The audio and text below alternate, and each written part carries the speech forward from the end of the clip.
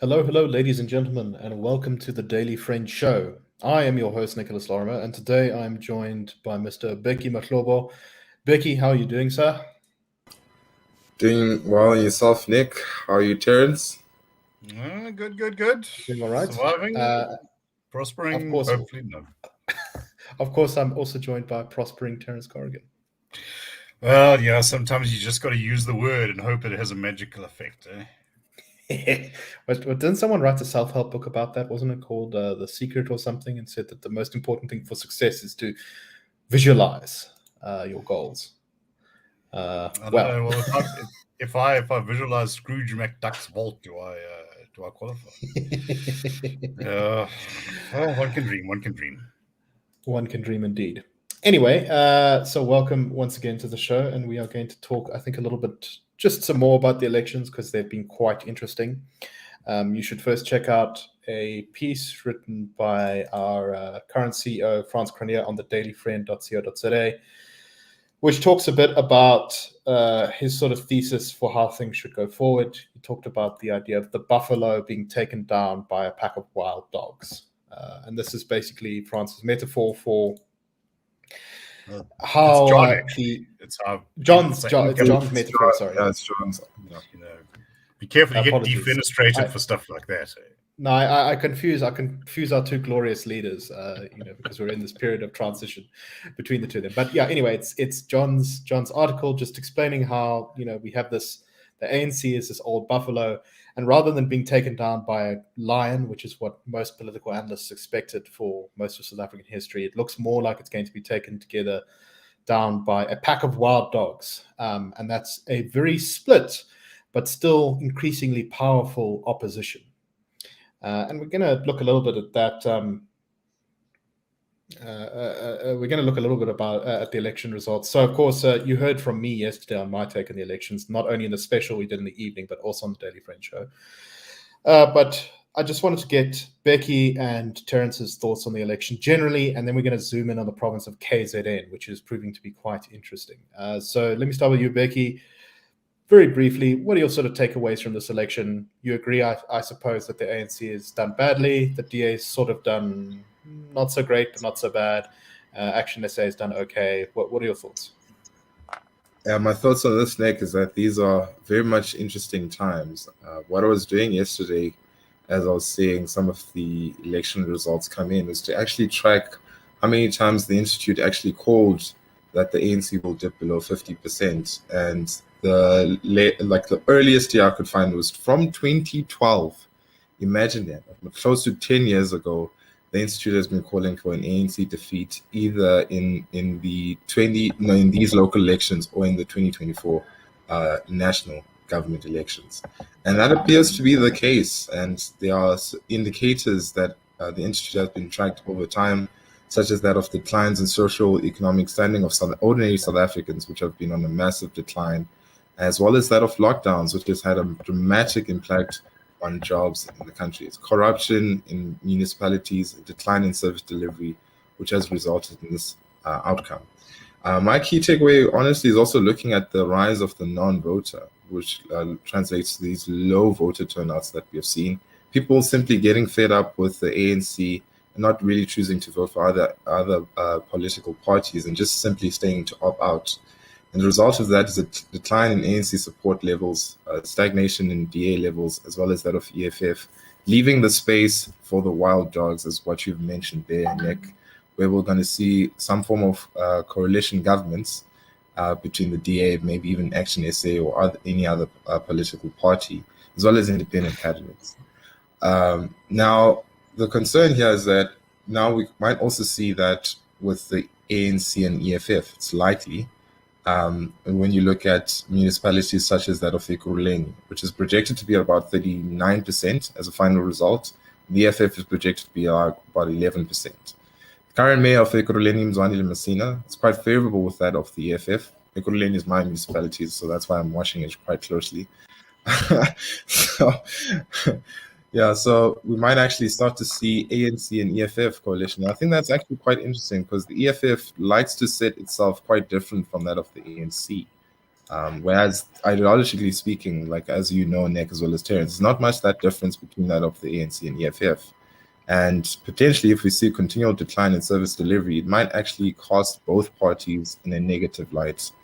So that's my takeaway in these local government elections. Yeah, no, it's going to be interesting because the EFF is in a very awkward position now, not having done that great during this election, and now kind of having to find a path forward. Its thunder has very much been stolen, and we'll have to see what it does. Terence, I your think. sort of general. Oh, sorry. Yes. Finish, Bheki. Yeah, so like what I find most interesting is actually Action SA. I didn't expect them to do like that well in certain wards as well as municipalities. Like in my municipality, they got close to 20%, which is absolutely crazy for a new party. Some of these parties struggle to even get like 1% or 5%. So it seems to be the case that Herman Mashaba is tapping into market of conservatism, black conservatism in the country. Whether he is a leader for it or popular leader for it, well, I guess we have to see for what will happen in future. I think, Nick, you'll have something to say around that, but we'll see. Yeah, we will see indeed. Terence, your general thoughts on the election, what happened, and what the takeaways are? Well, I think first of all, there's still some water to run under the bridge. Now that water is running out, but it's still there, and things could in theory change. But I think that the ANC has been kind of handed its underwear. To get below 50, to get below 60% at one stage was considered a massive psychological barrier, or massive psychological kind of tipping point. To get if they come out with less than 50%, I mean it's a grade A disaster, and there's no possible spin that Jesse Duarte or anyone can put on that is going to mean anything different. You must remember that a liberation movement doesn't see itself as in the humdrum business of parties. It's a world historical force always pushing forward. And when something like this happens, well, clearly you aren't pushing forward. It's just like the reality no longer matches the ideology. That being said, the DA seems to have stabilized, but is it bumping its head against the ceiling? That's and we need to see what happens when the other votes come in. I think there'll be something of a pack of wild dogs hunting for the DA as well. I listened to former DA leader Tony Leon on the radio the other day with Clement Manyatela, and it was generally a sort of collegial conversation, but he kept on pressing this issue. So if you get less than 27%, your 2016 number, will John Steenhuisen have to go? And I think that's basically going to be the line that's going to be drawn up. I think that Steenhuisen has had a fraught relationship with the media. Action SA are very, very interesting. They've done better than I thought they would. It's localized, but Herman Mashaba, I think, is tapping into a couple of things. One, I think, is his own personal charisma, which and his personal brand name recognition. He's one of those people who was known long before he was in politics. The business brands and whatever, and I think he's kind of, in a sense, a little bit like Mampele Rampele, that he has this kind of like aura that he stood somehow prominently above politics. I know that while he was very divisive, and I'm sure Nick would say that his mayoralty was a mixed bag. He won a fan club, and he's speaking in sort of in language that I do think has a market, but which has not been credibly marketed thus far. And if I want to put it in three phrases, jobs, security, and foreigners. to which you could probably add title deeds as well. I think that's something that a lot of people can relate to. Indeed. So let's look a little bit at the province of KZN, because I think if you're the DA, this is the province that you want to bring the most attention to, and that's for an interesting reason. So it's worth pointing out that I think only just over half of the votes have been counted in KZN. And some of the places to come in are ANC, some of the places to come in are sort of DA.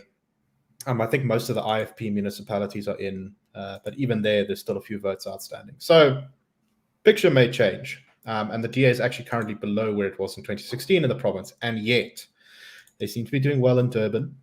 It looks like the ANC has just fallen over there. The DA won its first municipality in the province, which is Umangeni, which is the area around Howick.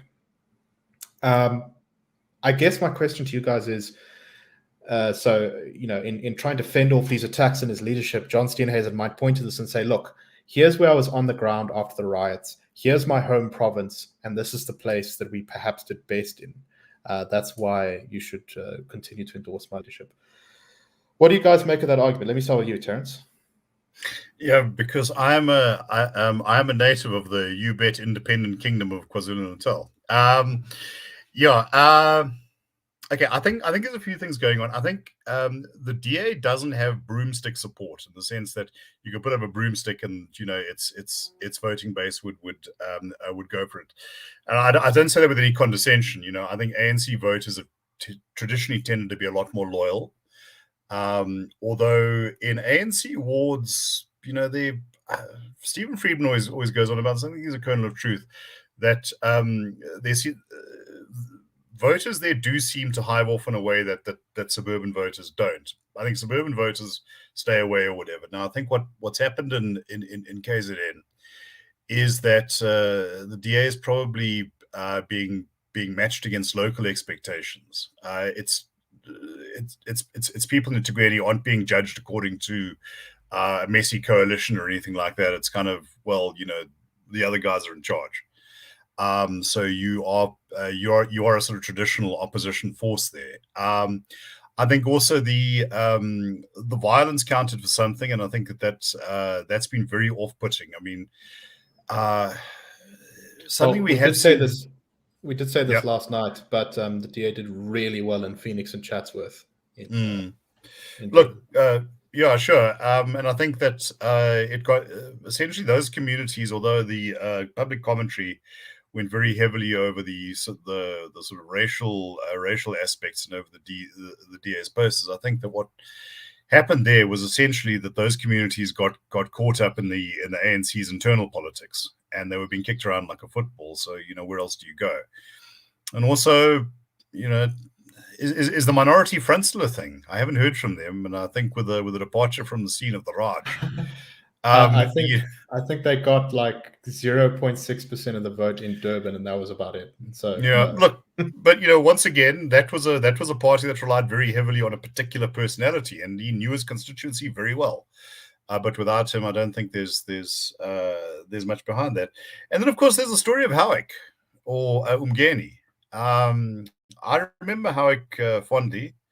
From when I studied in Pietermaritzburg. I to tell you the truth, I haven't been there in 20 years, so I don't know what's become of it.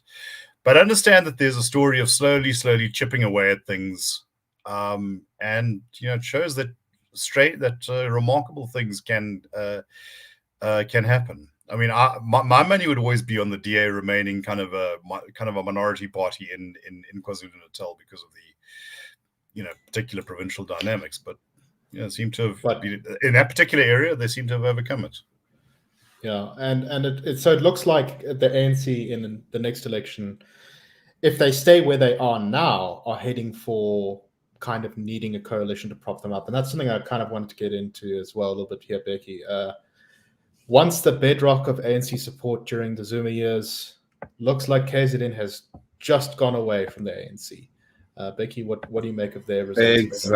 Exactly. I mean, KZN was one of the provinces that we've actually been looking at towards these local elections, largely because of the riots. Before the riots, we actually flagged KZN about 7 times in terms of looking at social living standards in the country.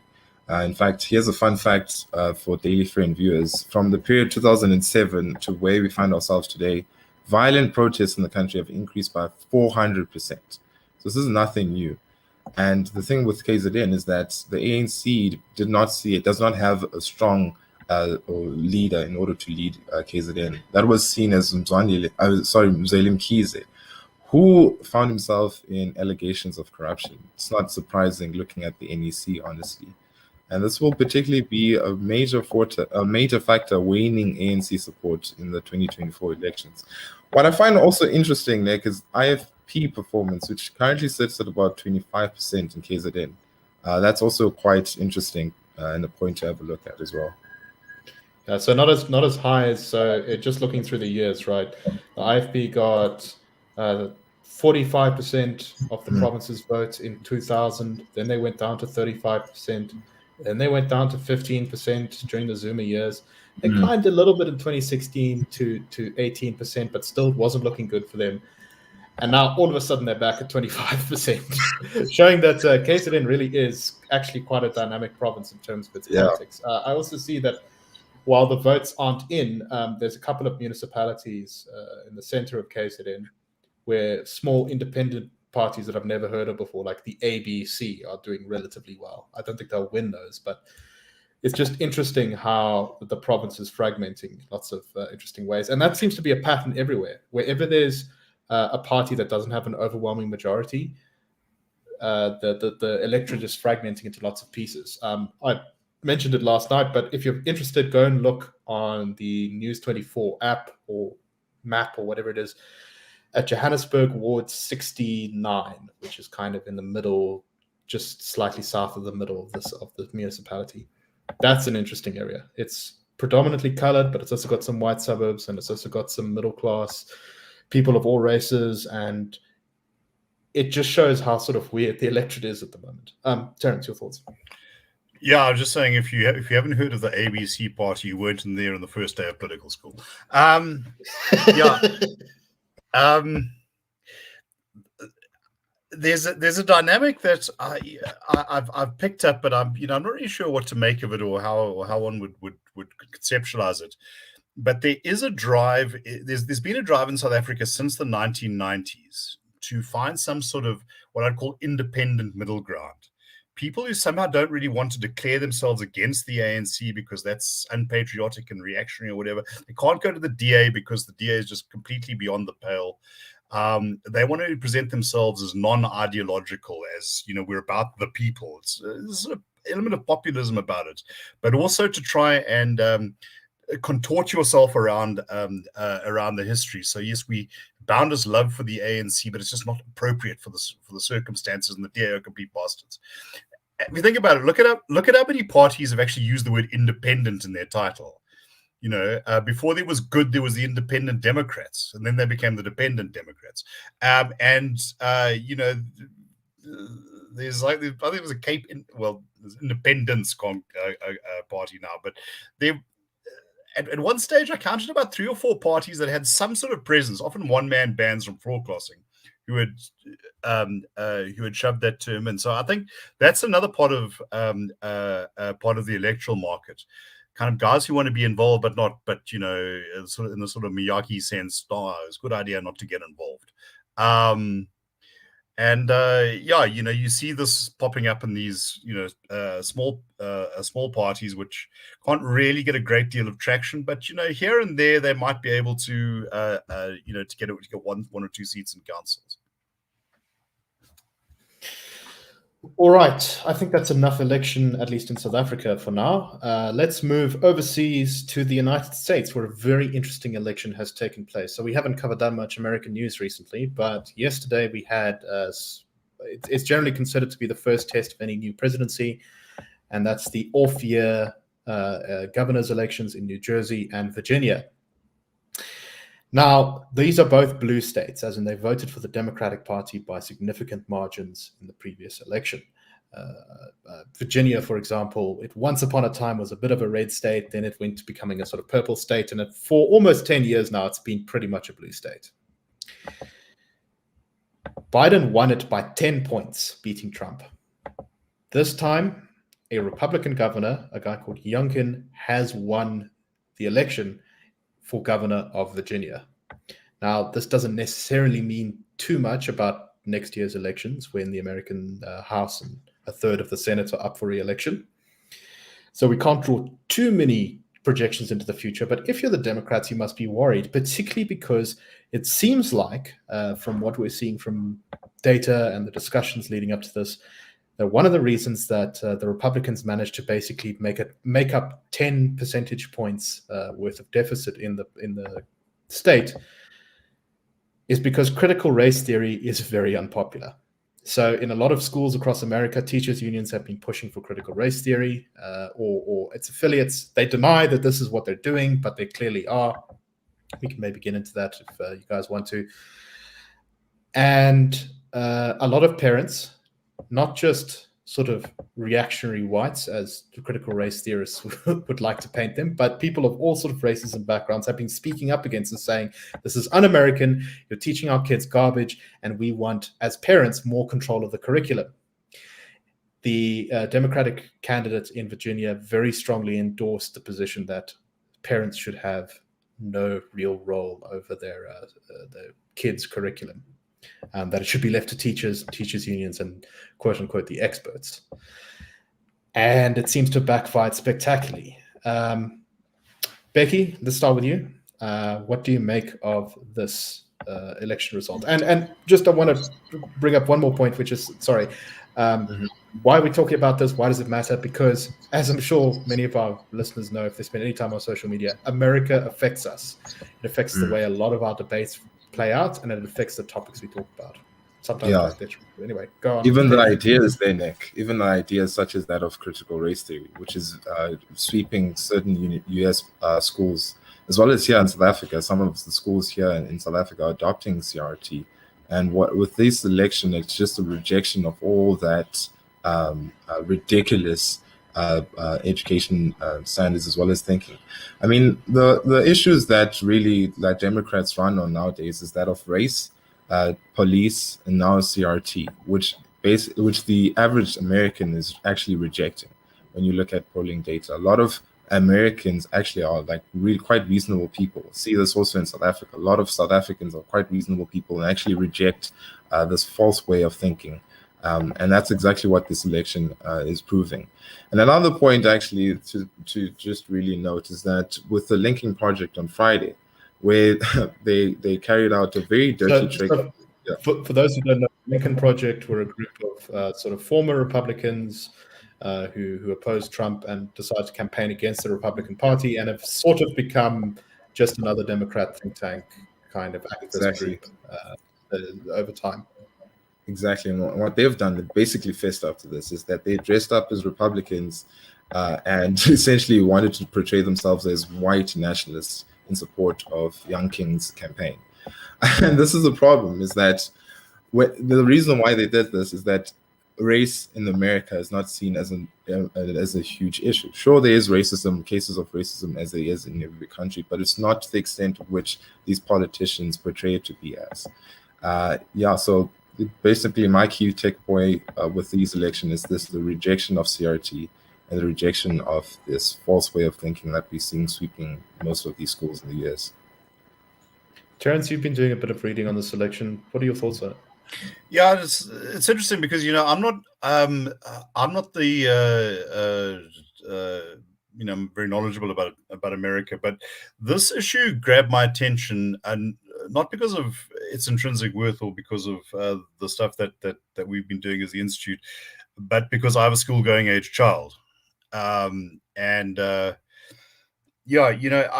I think back to an experience that I had in high school, and growing up in the 70s and 80s, which makes me a lot older than you guys. You can keep your comments of that to yourselves. I obviously, you know, I attended a segregated school, and I remember I had a very, very good history teacher in high school, and she was very clear with us that the stuff that we see in our textbooks, it comes from a particular, what she described as an Afrikaner nationalist perspective. And she said, always bear this in mind, that the way things are presented is not always, let's say, neutral or objective. And she encouraged us to sort of argue and question and do our own reading and that sort of thing. And I was very, very grateful to her. I've always been very skeptical about the use of education. I think particularly public education to advance a particular ideological position. And yes, I think that from everything I've read, Bheki is absolutely correct. This is not a popular position to take. Neither are some of the reforms that we've seen in other places in America, like abolishing entrance exams or lowering admissions criteria and whatever. I think it does a disservice to those who prioritize studying. In fact, I think in New York there was a immigrant from China who said, what you people call chasing tests, we call studying, and we're not going to apologize for it. The Chinese did get the Great Wall long before Donald Trump, so maybe they've got. When I lived in Taiwan, I once asked, "How on earth do you build a Great Wall with Chinese characters?" Because it's completely incomprehensible to me. But you spend time in a Taiwanese school, you'll work it out sooner or later. I think that degrades. It is profoundly unjust to those people whose households often, sacrifice a great deal for their academic success, and I don't think it helps. It helps those who can't objectively meet those standards. I mean, there've been stories over the years about very competitive majority black high schools in America that have been closed down in the name of integration.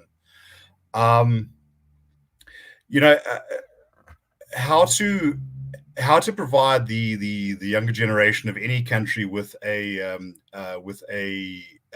education that allows them to be innovative and competitive is a very, very important issue. And America has always had this kind of issue that its schools aren't that great. Certainly, if you compare the education Americans get to what they get in Germany or Holland or whatever. But this. I think that there's a certain ideological fanaticism that is not just hazardous to social cohesion, but also to America's standing in the world. And I'd just like to close with this comment: that it's often that there was an American national security review that was done before 9/11. It was kind of forgotten. They identified one of the major threats to America as maths and science incompetence. Basically, America was not producing the hard science thinkers. And Thomas Sowell remarked about that America has best universities on the planet, places like MIT or whatever. If you go into those hard science fields, you see these are not American universities anymore. They're international universities on American soil, because sometimes the majority of the students are from abroad. Yeah, and America does benefit a bit in that. I think those kids who are coming from overseas often then go and get jobs in America and become Americans, but sometimes they don't. A lot of China's STEM field has been educated in the United States, which is quite interesting. Bheki, your thoughts, your final thoughts on this, and then we'll close, I think. Nothing much to add to what Terence has said. I think it's actually quite reflective of how moderate a lot of Americans are in rejecting a very flawed way of thinking, such as that of CRT. It's a good thing that's happening, and I hope it happens in a lot of schools. I've seen a lot of pushback actually in some of the American schools towards CRT. Not only that, but as well as that of abolishing police. These are not populist policies like what Terence has noted. When you take away police, you see an increase in crime. And a lot of Black Americans as well state that they need more police on the street to prevent crime. It's just simple thing. What's been very interesting is since the sort of height of the defund the police stuff from what is it, last year? Yeah, the Democratic Party has drawn back from that so much. In fact, they even tried to turn the narrative around and say that the Republicans were the ones who wanted to defund the police. Yeah, spending, which was quite funny. But so I wonder now whether there's going to be a similar result of that if the Dems are going to pull back from endorsing CRT now because they're seeing the electoral consequences. But then again, that party over the last couple of months has shown that it's not very capable of determining what is real from what is not. So just look at how they've been trying to pass some legislation that failed. Let me just throw one more issue in there. In America, political parties in America don't exist in quite the way they exist here. They're big, unwieldy coalitions, and and I think, unfortunately, I suppose you could say, they can often be buffeted by the loudest voices in the room. Right. The difference between kind of a centrist from the Democratic Party and the Republican Party, you probably wouldn't be able to really tell them apart. It just so happens that they're under different flags and in different parts of the country. So whether they draw away or not, I think that there's enough of a presence of that, just like you have your Trump is Jesus Christ in the Republican Party, that it makes it kind of impossible for those people who don't really want to be associated with this to avoid it. Right. Anyway, that is all the time we have for today, I'm afraid. So we must close. But thank you very much for listening. We shall see you tomorrow on the Daily Friend Show, and have a most excellent, fantastic, and wonderful day, everyone. We'll see you tomorrow. Cheers.